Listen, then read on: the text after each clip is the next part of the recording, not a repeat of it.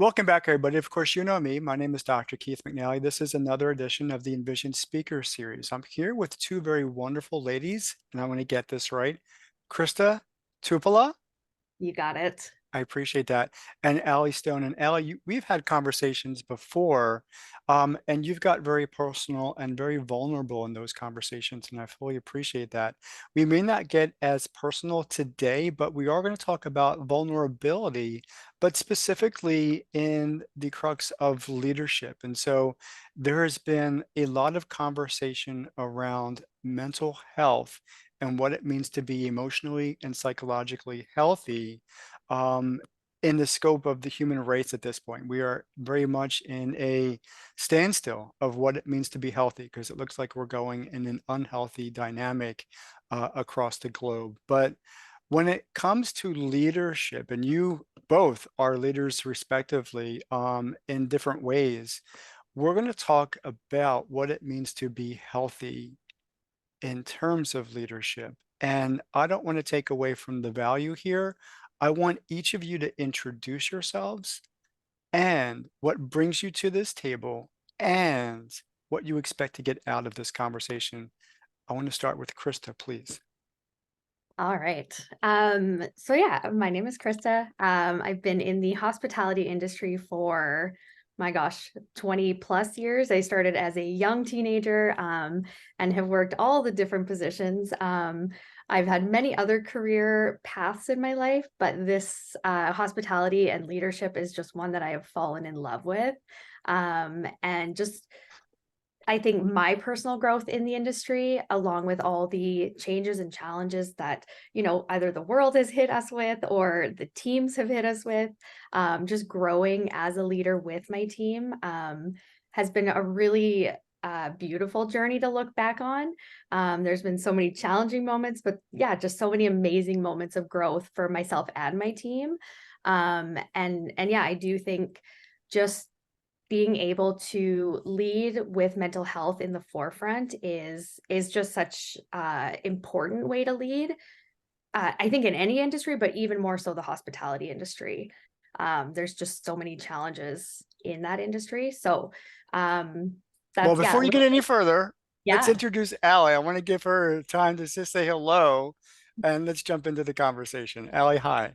Hi, thanks for having me. Yeah, I'm excited to be here with both of you today. I think this is going to be a really engaging conversation. This is a topic that's been quite important to me in my life, and I feel like yeah, I feel like we can just have some really engaging conversation around it. So, my name's Allie Stone. I also have been in the hospitality industry for a very long time.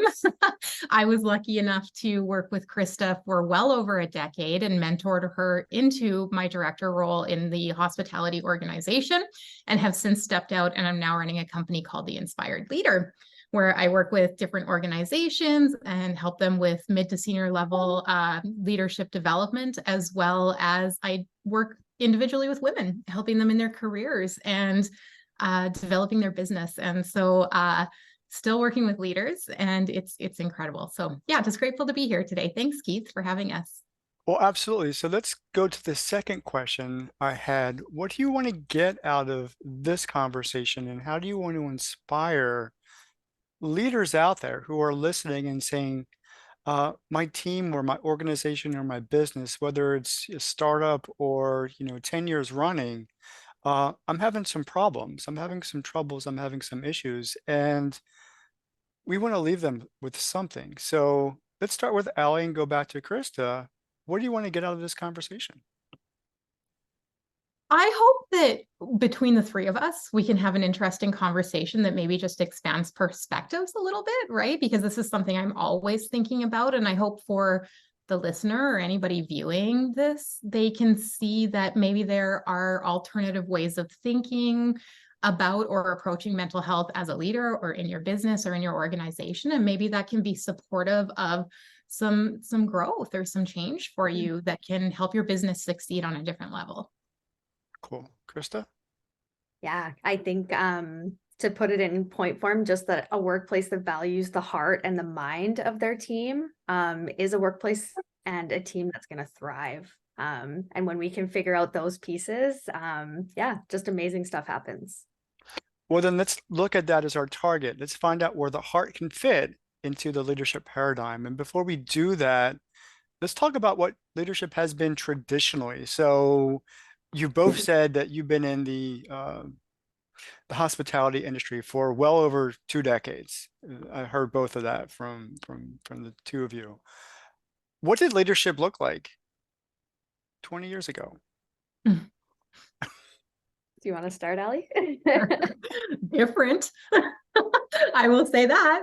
Yeah, I think for me, like when I started leading, I was very young. I was about 22 years old. And when I started leading, my mission was not to lead the way I had been led. So I had had so many experiences that I felt like I wasn't taken care of, that I wasn't seen as a person, that really just kind of felt like I was a number in a machine, Mm. right? And so when I had the opportunity to start leading people, it was a big focus of mine to try to figure out how that could look different. So I think the face of leadership has evolved a lot over the last 20 years or so. And I really love it because I think we're in a place of elevated consciousness as leaders, and we're starting to see things differently, and we're starting to recognize the power that exists in people and connecting with people and understanding that that really is the core of our business, and everything else is an expansion from that. Krista, what did leadership look like 20 years ago for you? Yeah, much like Allie, it was very much feeling like a number. You're punching the clock. There was not necessarily excitement to come to work, but you were more excited to see your friends at work than necessarily like, I really love the leader of this business. I will say I've been very fortunate. Like Allie said, she was my mentor and has been for over 10 years. And I will say that myself as a leader, 12 years ago, I was the more, here's my checklist. I need to get everything off this checklist. And I don't have time to connect with people because my checklist is so big and it's so important and I'm so important.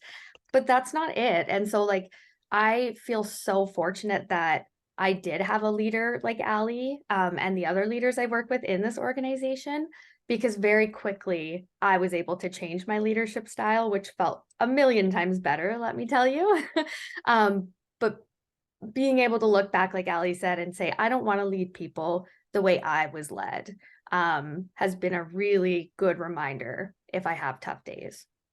Well, then let's talk about that pain point real quick, because without the pain point, you're not going to make a pivot. And so you just mentioned the fact that you've got a list um, as long as your arm or longer in order to get things done. The focus was getting things done. And it wasn't necessarily on making connections, building relationships, and strengthening the people around you. So, from a personal perspective, because leadership becomes personal at a certain point, for you, Krista, what did it mean to just need to get things done? How did you feel personally about that agenda?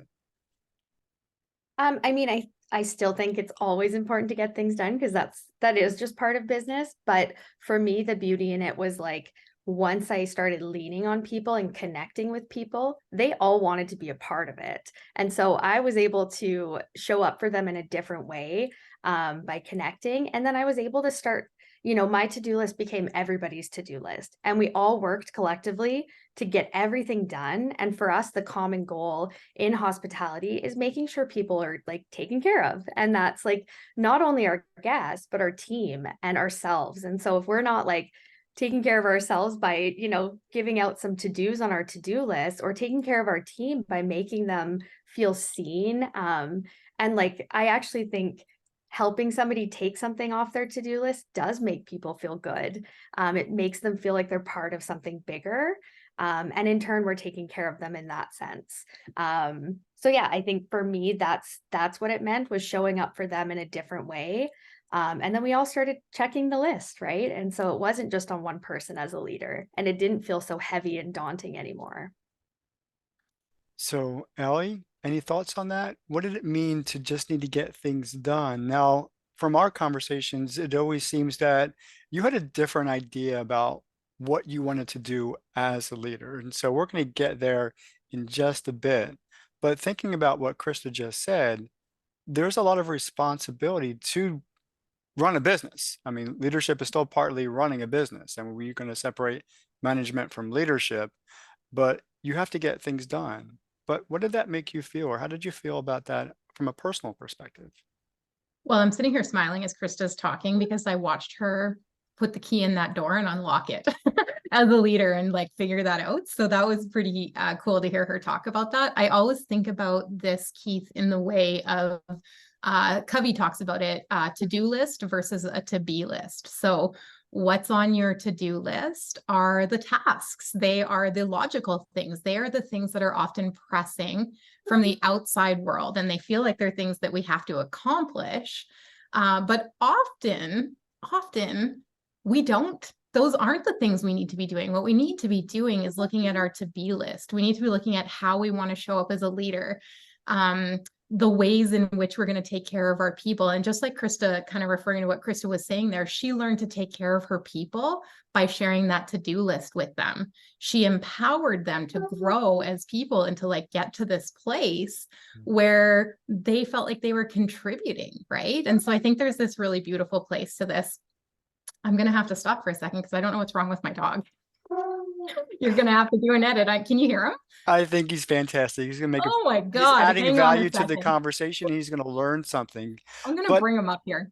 go Give me ahead. one second because I'm going to have to go figure out what's going on because he's just, I'm sorry. We'll have to do an edit. I apologize, Keith. I'll be right back. It's absolutely okay. Krista, please. So Allie was your mentor. Yeah. In that role as the mentee, how did you start picking up the ideology of there's a different way to step into leadership? Um, we're now talking about leadership from the heart, leadership from connection, leadership from making people feel important, valued, and purposeful. How does that work? Or how did you start experiencing that from Allie's mentoring? For sure. So I actually remember sitting and having a conversation actually with Ali and her husband, Chris, who was also one of my mentors.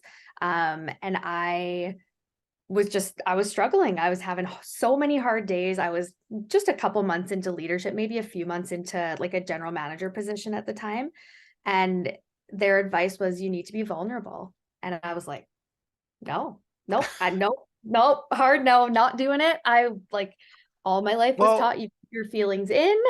well, let's clarify that. What did they mean? And I'm not going to let Allie speak to this just yet. Yeah. What did they mean by be vulnerable?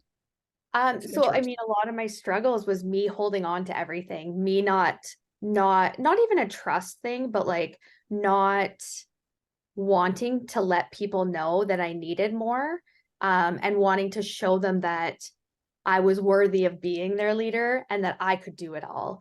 And so they were just trying to get me to break down those walls that I had built around myself.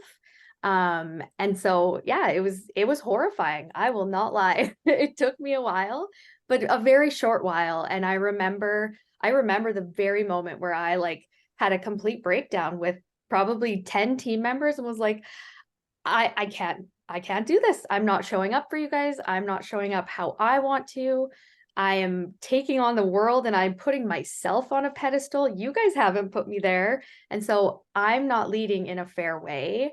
And I had so many people reach out, like, how can I help you? What can I do? Like all these like beautiful conversations that came from it once I started removing the like uh fences or barriers, whatever that I put up around myself, because I felt like as a leader, I had to be on this pedestal, taking everything in, if that makes sense. Like not shouting orders, but like holding it all, because I felt like if I was making people or asking people to do things, that they would resent me. And that's not the case at all. So that's what like the vulnerability piece for me was huge as a leader, to just change the way that I showed up for my team and for myself. Now, Ellie, I'm going to give you your spotlight in just a second. I want to come back to Krista because she talks about the very essence of what people identify as being a leader, having the responsibility and all of the burden to accomplish something, whether it's egotistical or not, it doesn't make a difference. They feel and they think that it does end with them. And so if they're not crossing all the T's and dotting all the I's and making everything work, it's going to fail. But then I heard her say, when I allowed myself to say and disclose that I can't, and you actually said that, I can't do this alone, paraphrasing here, but I can't do this alone. I actually need your help. And you spoke those words in one way, form, or another to your team. And you were telling them in a certain way that I value you, but you didn't know how to communicate it, at least not at that point. And so Yeah. that's really interesting. But what you were as a person was a person that they could trust, because what you then said was they came to you and said, how can I help? So how did that feel when they did that? Let's talk about Um, that and Allie, I'm coming to you. I haven't forgotten you, because you're actually the framework that has built this idea, Yes. because now Krista can step into it knowing that she could come back to you for help and guidance. Krista, talk to me about that. What did it feel like?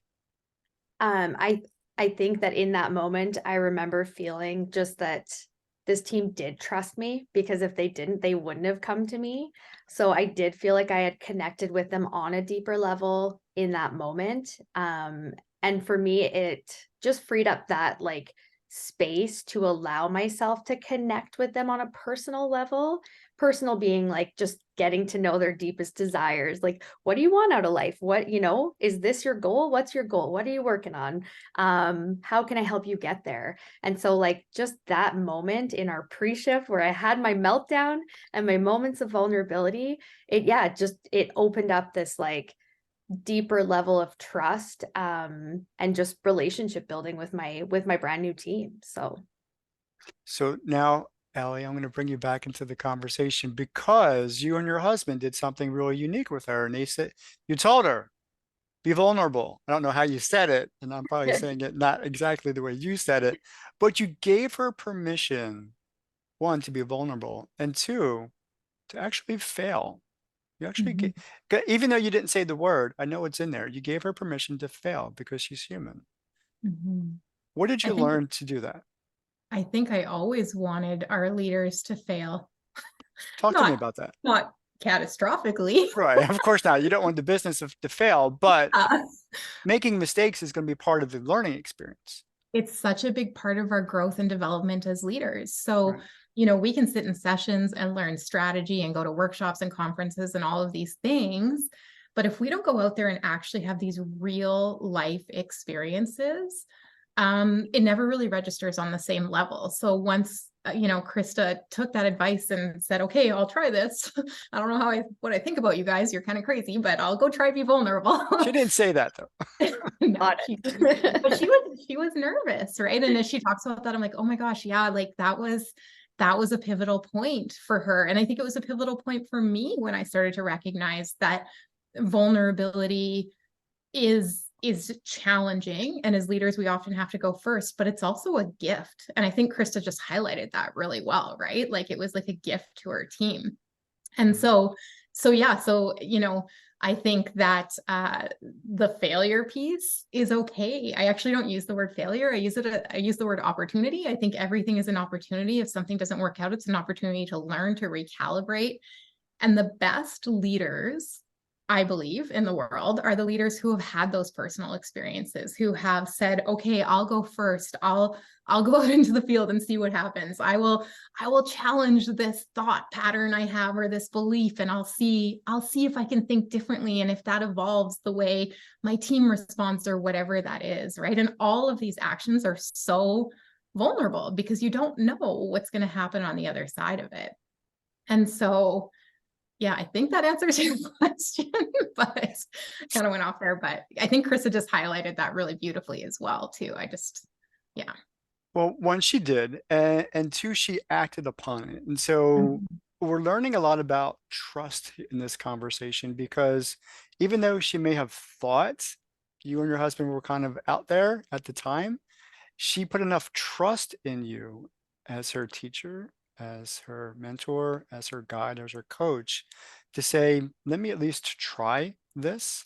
So can we talk about that? in leadership, there has to be a level of trust between the leader and the people being led. And so we've talked a little bit about being vulnerable to build trust, but that trust has to continue. How does that continue through the aspect of leading with your heart?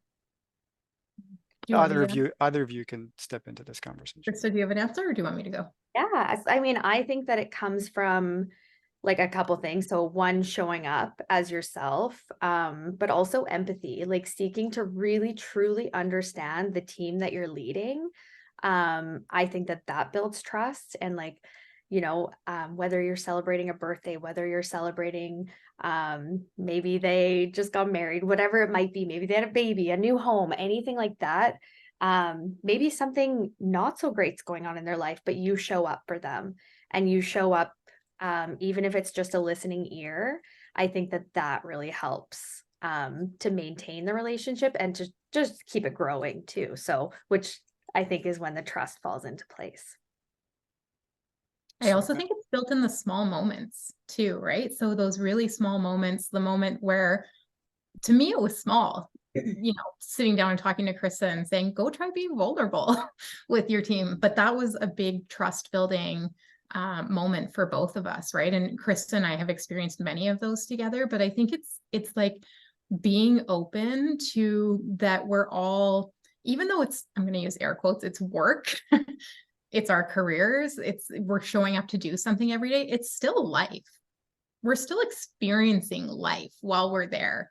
And so we often get this misconception in our minds that it has to be a certain way. But when we just look at it like we're connecting with people, we're building relationships, and in the midst of all that, we're getting something done, something really beautiful happens, right? And so these really deep levels of trust are formed between the leader and the team, and this creates this safe space to show up when things get hard, right? When things get tough, when we're challenged in ways that really, I've told some of my stories, but really take us to the core of who we are and make us question why we're even doing this, right? When you have that trust around you, it holds you and you're able to come back. So I think it's so important, Keith. I think it's so important that you hit on that piece.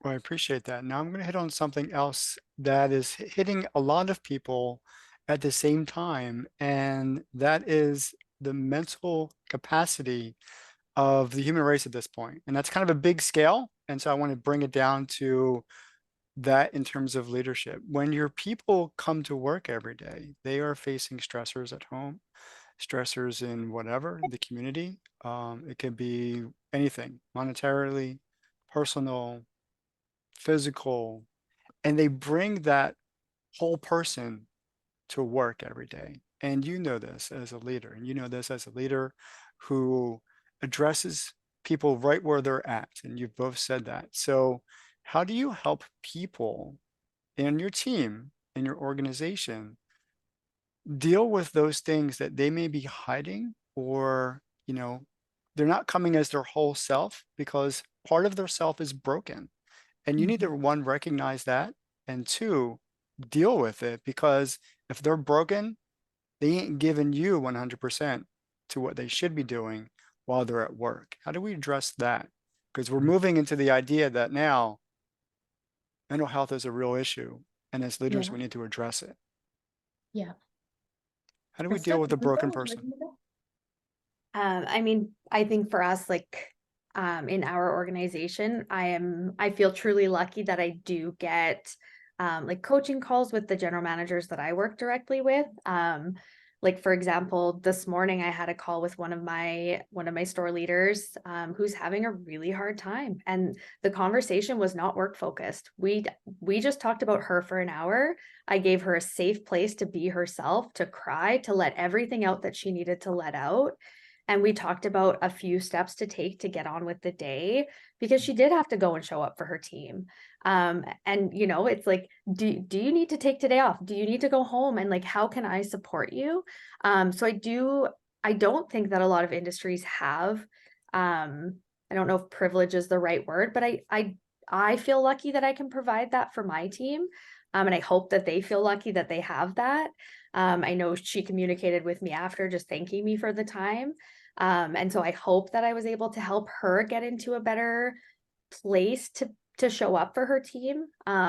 And I myself get that with Allie once a week. We get that space and we really try and protect it and just, we could get on the call and just talk about work and talk about our personal lives and all that, but we really try and protect those minutes so that I get that space to clear my head too. So I know that is roundabout, but I feel like offering that space for those people, I think in turn they do the same for their team members. Their team members come to them when they're having those moments that they just need to get it all out. So it sounds like you're modeling a type of behavior, or at least an expectation to say, hey, I recognize that you're human. I recognize that people exist with problems and they exist within our current world frame. And so with that being as it is, we can't run from it. We can't hide from it. We have to address it. And we have to address it in a very healthy manner. Allie, how did you learn the skills to teach Krista to do that very thing? Oh, that might be a really loaded question. Well, how did you Um, learn it? How did it become natural for you to be in that space so that you could very clearly model that expectation as a leader to Krista? Because yeah, clearly she has it. yeah. Oh gosh, she has it, Keith.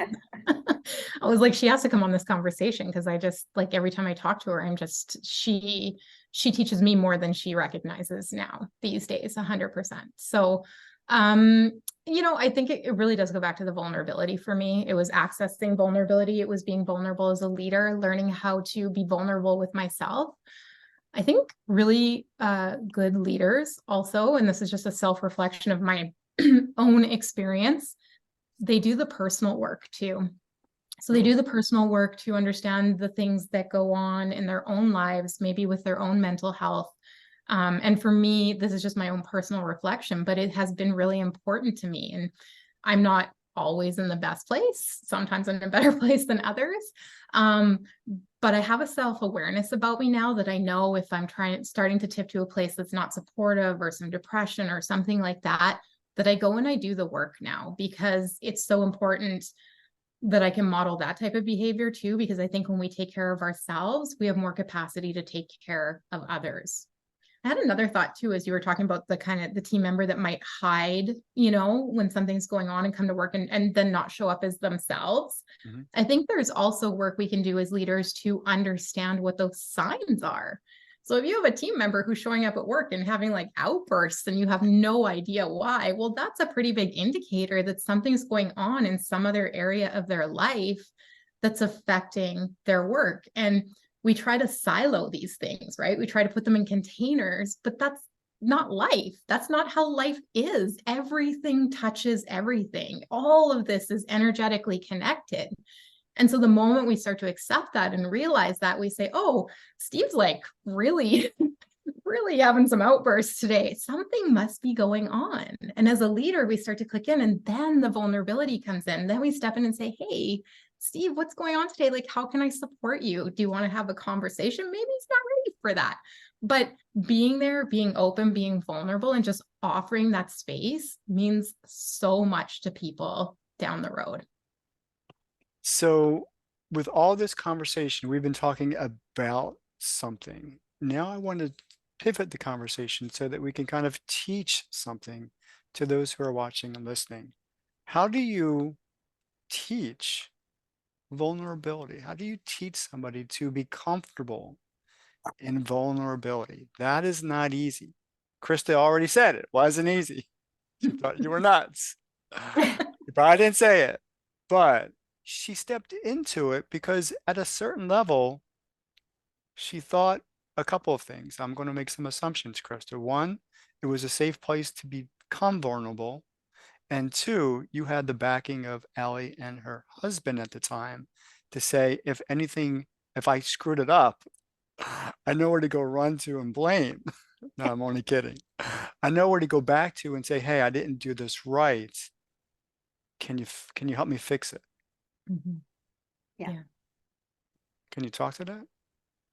How do you teach vulnerability? How do you teach people to be vulnerable or become So comfortable in that space? yeah, I think it's baby steps. So I think everybody has a different threshold for vulnerability, depending on the experience that you've had in your life, your upbringing, right? All of these things are going to impact your level to which you're willing to step into a vulnerable place. Now, that being said, it's something we can develop. It's something we can move into. It's something we that can become more expansive if we focus on it. So, when I'm working with a leader now, outside of the organization, and vulnerability is a challenge for them with their team, or or their clients, or whatever their situation is, I always encourage small steps, because I think really big steps can be really, well, number one, really jarring, right? So we could have this big emotional response to it if it doesn't go the way we want it to go. But also, number two, I think we start to create the habit or the neural pathway of feeling comfortable with vulnerability, because we've taught ourselves that it's not okay. So we have this connection in our brain where we're like, nope, I'm not going to do that. That's not okay. And so if we start to take little steps towards that each day, like I will say 1% each day, it's not 1% each day, the compound effect of that is massive, right? So baby steps towards things really help us evolve and connect with who we are as leaders. And I really think baby steps into vulnerability is a great way for leaders to get really comfortable with what that could look like for them, because it looks a little different for each of us, right? I might be more comfortable being vulnerable in a certain way. And Keith, you might be like, oh no, I would never do that. But you have your own way that fits with your personality.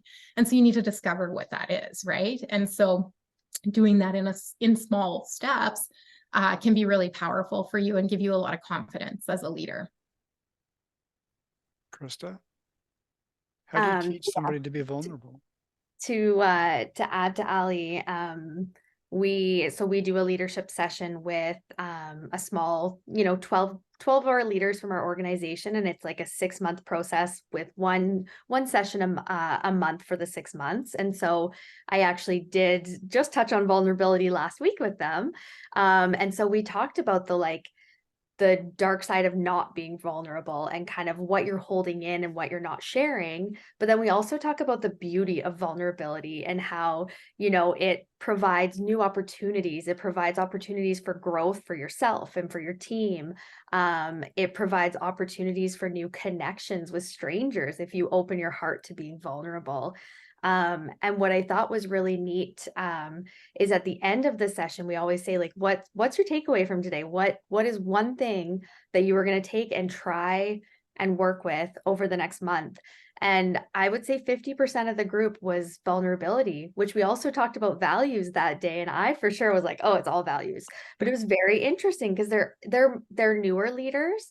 And so yeah, it was really, really interesting to hear them all say that the vulnerability and the lack of vulnerability they've been showing their team is what their biggest takeaway was. And so I'm super excited to hear how that goes for them when I get to see them in a couple more weeks. Because they were small acts of just saying, I need help, or just saying, this is how I need to show up for my team. I need to let them in. And so yeah, I'm super excited to hear how it goes for them, because much like me, 10, 11, 12 years ago, it was a new word and it was a new action. And I did have to build that habit. And so yeah, I think, like Ali said, starting small. I also like to say that I'm the queen of gamification. I love gamifying everything if I can. I have 2 small children and I gamify putting our shoes on every day. But I think in some ways, like, vulnerability can be looking for help and getting support, but it can also be small steps of breaking those barriers down. And you can gamify vulnerability as leaders, like as a get to know your leadership team outside of these 4 walls. Who are they as a human being? And having some fun with that. So I do think that gamifying can bring it in and make it feel a little lighter as well. Well, you just opened up another conversation that we can't have today just because of time. But given the amount of time that we have left, I want to ask just 2 more questions, please. And I'm going to ask the 2 of you on my show to be a little vulnerable today, if that's okay, at least to a degree. And my question is this. My first question is, of this conversation, what's your biggest takeaway from this conversation with the three of us? And I want to hear from both of you, please. Something that popped into my head is it wasn't mentioned, but it's something that I actually think I need to show up better for my team for, and that is celebrating successes. As a general manager, I felt like it was something I was really good at. And in this role, I think I struggle more with it. I say thank you all the time. But I think just like a little handwritten note can go such a long way. And I often don't make time for that. And so something that showed up for me in this conversation, I actually wrote it down as we were talking because I was like, when I am done this conversation, I know I have 30 minutes and I'm writing cards because I adore my team and I need them to know that. So vulnerably speaking, that's how I need to show up for my team this week because I have fallen short in that area. Excellent. I love Ellie? that. I think that so much of our capacity to be vulnerable resides in our ability to be vulnerable with ourselves and care for ourselves. And the last, I don't know, 6 weeks of my life, I've been working till like midnight. And so I'm sitting here thinking, holy, like I'm having all of these beautiful connections and I'm being super vulnerable with the people I'm connecting with and having these amazing experiences with my clients. But how vulnerable am I being with myself right now? How open am I being to what's going on? Because this is like, it is a path to burnout, right? And so I was talking to somebody on my team before I got on today and I was like, I'm going to take a couple days into December. And she was like, you have to. And so, yeah, a little bit vulnerable, even just on this podcast is like, I'm not a perfect leader.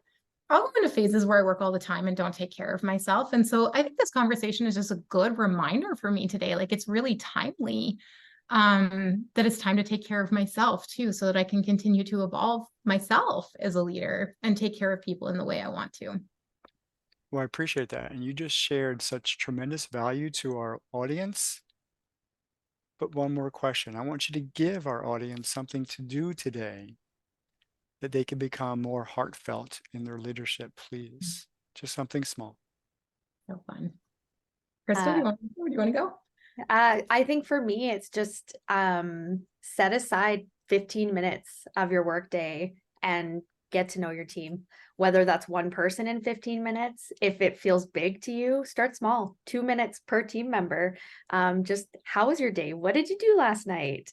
How's your family? How's your husband? Whatever it might be, a little more personal level where they feel a deeper connection and just really get to know your team. Yeah, I love that.